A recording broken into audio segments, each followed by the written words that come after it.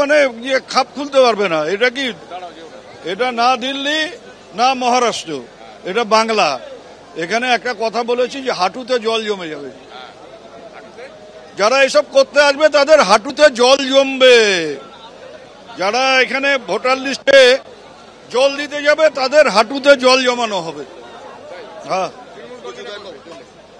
সাধারণ মানুষ করবে।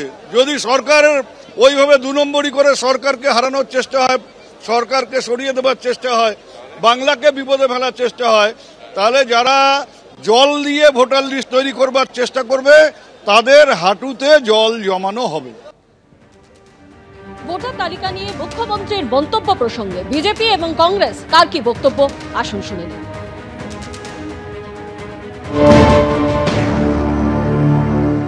এ সমস্ত কথা শুনে রাস্তার ইট কাঠ পাথর হেসে উঠবে।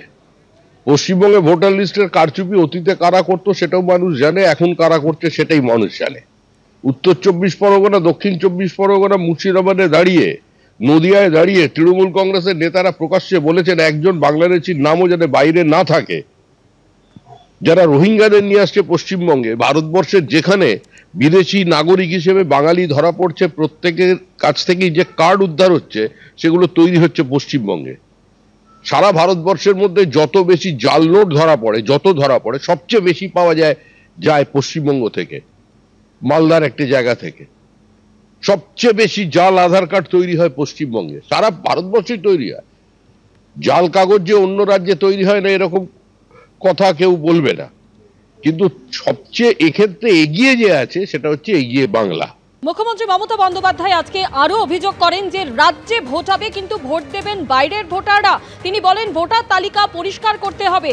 একটা এজেন্সি অনলাইনে যত গন্ডগোল পাকাচ্ছে, তারা ফিল্ড সার্ভে করেনি এবং ফিল্ড সার্ভে না করেই রাজ্যের ভোটারদের এপিক নম্বরে যোগ করেছে হরিয়ানার ভোটারদের নাম। বাংলায় আরেকটা জাগরণ হবে, করবেন আপনারা। বহিরাগতদের বাংলা দখল করতে দেওয়া চলবে না, বললেন মুখ্যমন্ত্রী মমতা বন্দ্যোপাধ্যায়।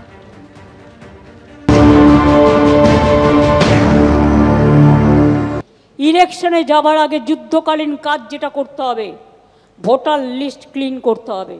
তা নাহলে ইলেকশন যাওয়ার কোনো প্রয়োজন থাকবে না। ভয় পাবেন না। যেখানে যেখানে অনলাইনে সব করেছে, একটা এজেন্সিকে দিয়ে করানো হয়েছে। ওরা একটা এজেন্সি পাঠিয়েছে বাংলায়, অ্যাসোসিয়েশন অফ বিলিয়ন মাইন্ডস বলে একটা কোম্পানি আছে, এবং কোম্পানি ইন্ডিয়া 360 সাবসিডিয়ারি নামে এখানে ওদের অনেক লোক পাঠিয়েছে, এজেন্সি খুলেছে। এদের অনলাইনের কারসাজিটা আপনাদের আমি দেখাচ্ছি।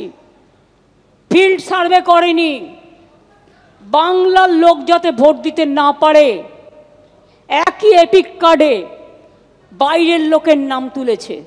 ধরুন একটা নাম, মুর্শিদাবাদে রানীনগরে বাড়ি, মোহাম্মদ সাইদুল ইসলাম। এর এপিক কার্ড নাম্বার যেটা আছে ওয়েস্ট বেঙ্গলে, তার সাথে কানেক্ট করেছে নাম সোনিয়া দেবী। তার বাড়ি কোথায়? তার বাড়ি হচ্ছে হরিয়ানা।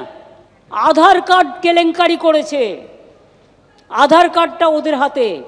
একই এপিক নাম্বারে বাংলার ভোটারের যেখানে নাম আছে সেখানে হরিয়ানা, পাঞ্জাব, রাজস্থান, বিহার সব নাম ঢুকিয়েছে, রেলে করে নিয়ে আসবে। This is the plan. Online Delhi থেকে করছে, ইলেকশন কমিশনের অফিস থেকে বসে এই করে দিল্লিকে হারিয়েছে, এই করে মহারাষ্ট্রকে হারিয়েছে। ওরা এই খেলাটা ধরতে পারেনি, কিন্তু আমরা এই খেলাটা ধরতে পেরেছি। বাংলার মানুষকেও আবেদন করব, আপনারা আপনাদের ভোটার লিস্টটা দেখে নিন প্লিজ, দয়া করে। তা নাহলে যে কোনো দিন এনআরসির নাম করে এবং ক্যান নাম করে আপনাদের কিন্তু নামটা ছল চাতুরি করে কেটে দেবে। আর যারা এই কাজটি করেছে আমি হাতে নাতে ধরবো কিন্তু ব্লকগুলো, কিন্তু তার জন্য আমার ডকুমেন্ট চাই, এভিডেন্স চাই। অনেকে আরও তার দায়িত্ব পালন করেনি, সবাই করেনি এ কথা আমি বলবো না, অনেকে নিশ্চয়ই করেননি। তার কারণ তাদের জন্যই এই কাজটা সম্ভব হয়েছে, তারা ডেটা অপারেটরদের হাতে ছেড়ে দিয়েছেন।